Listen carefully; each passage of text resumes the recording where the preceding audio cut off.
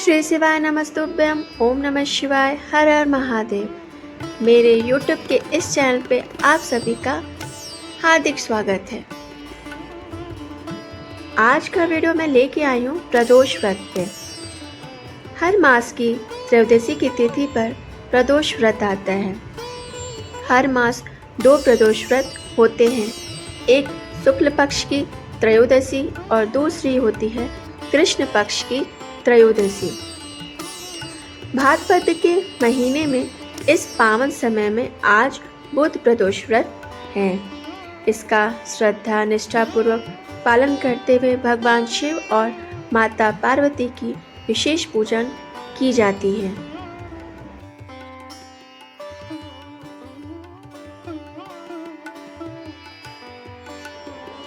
प्रदोष के वार का परिचय एवं महत्व।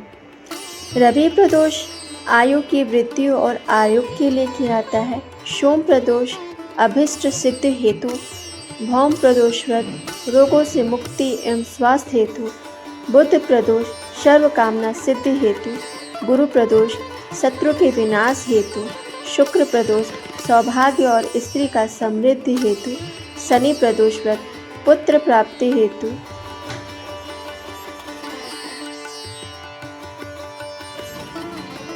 जब भी बुधवार के दिन प्रदोष का व्रत पड़ता है तो इसे बुधवार प्रदोष व्रत या बुध प्रदोष व्रत के नाम से जाना जाता है।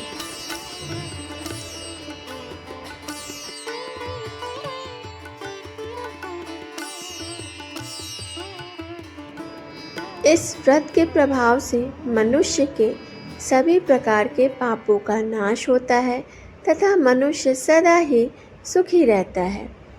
कहा जाता है कि त्रयोदशी का व्रत करने वालों को 100 गायों के दान करने का पुण्य फल प्राप्त होता है। इस व्रत को जो भी विधि विधान के साथ करता है उसके सभी प्रकार के दुख दूर होते हैं। श्री सूत गोस्वामी ने कहा है कि त्रयोदशी तिथि में संध्या काल को प्रदोष काल कहा गया है। प्रदोष व्रत में शिव जी की पूजा संध्या काल में करनी चाहिए। प्रदोष काल का जो समय है सूर्यास्त से 1 घंटे पहले और 1 घंटे के बाद तक के बीच का जो समय होता है, इस समय को ही हम प्रदोष काल कहते हैं। इस दौरान भगवान शिव और माता पार्वती का विधि विधान के साथ पूजन करना चाहिए। बुध प्रदोष व्रत की कथा और शिव चालीसा आदि का पाठ करना चाहिए।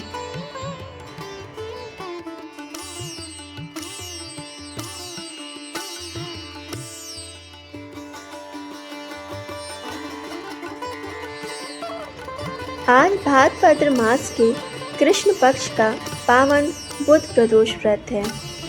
प्रदोष व्रत भगवान शिव की कृपा पाने का सर्वोत्तम साधन है। इस बार भादो मास की कृष्ण पक्ष का प्रदोष व्रत 20 अगस्त बुधवार को है। इसे बुध प्रदोष व्रत कहा जाता है। हे बुद्धदेव, हम आपसे हाथ जोड़कर क्षमा याचना करते हैं कि यदि इस पावन अवसर पर किसी भी प्रकार हमसे कोई गलती हो जाए तो आप हमें क्षमा करें और कृपा करें। तो चलिए शुरू करते हैं बुध प्रदोष व्रत की कथा।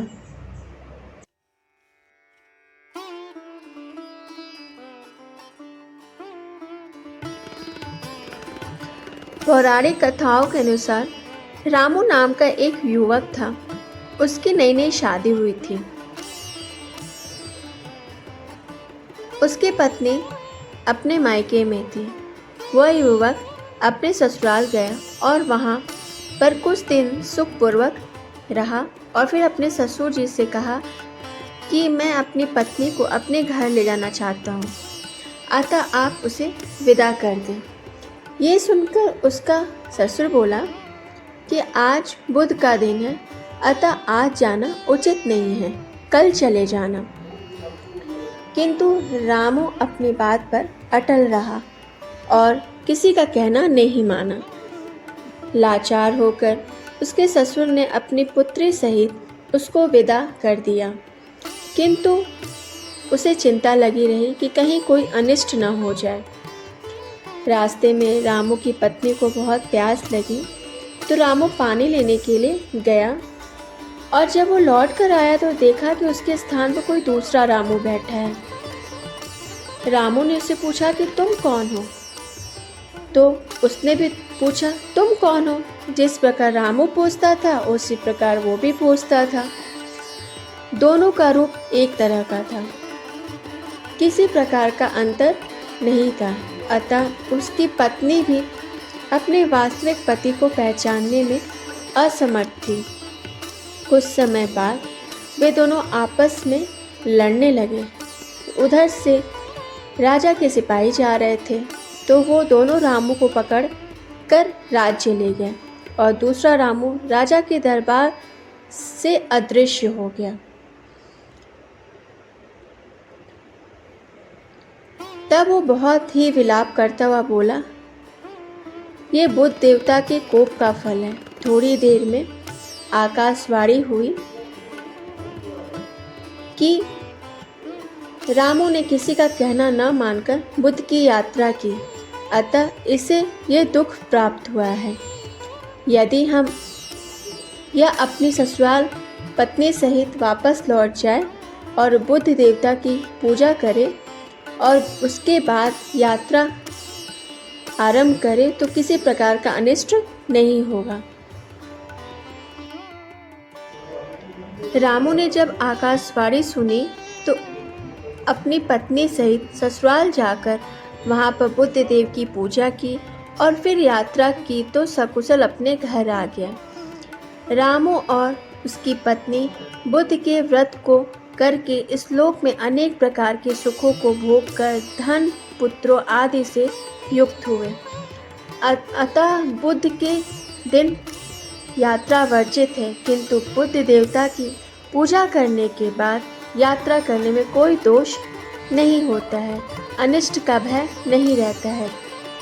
जिस प्रकार रामू ने धन्य धान्य पुत्रादि को प्राप्त करके अनेक सुखों को भोगा और अंत में मुक्ति पाई, उसी प्रकार बुद्ध व्रत करने वालों को धन्य धान्य पुत्र और पौत्रों की प्राप्ति होती है और सब कष्ट दूर होकर संपूर्ण मनोरथ पूर्ण होते हैं।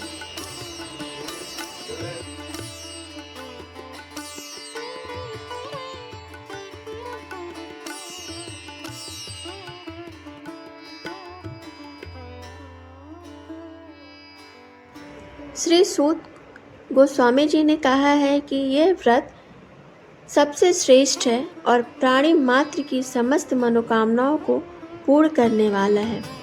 इसकी विधि विधान से पूजा करने पर जन्म जन्मांतर की समस्त पाप नष्ट होते हैं और प्राणी पृथ्वी के समस्त सुखों का उपभोग करके अंत काल में शिवलोक प्राप्त करता है। ओम नमः शिवाय, हर हर महादेव। तो बोले प्रेम से भगवान गणेश की जय, भगवान भोलेनाथ की जय और माता पार्वती की जय।